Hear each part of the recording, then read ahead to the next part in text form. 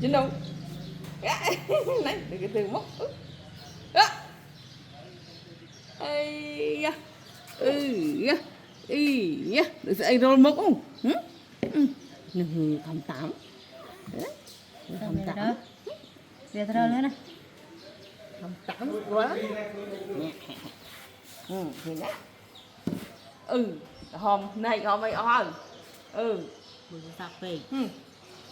ôi mày tụ tập với hôm nay thì này biết cái là mà biết mày một ở kia đấy Mình mới đẹp một ngày.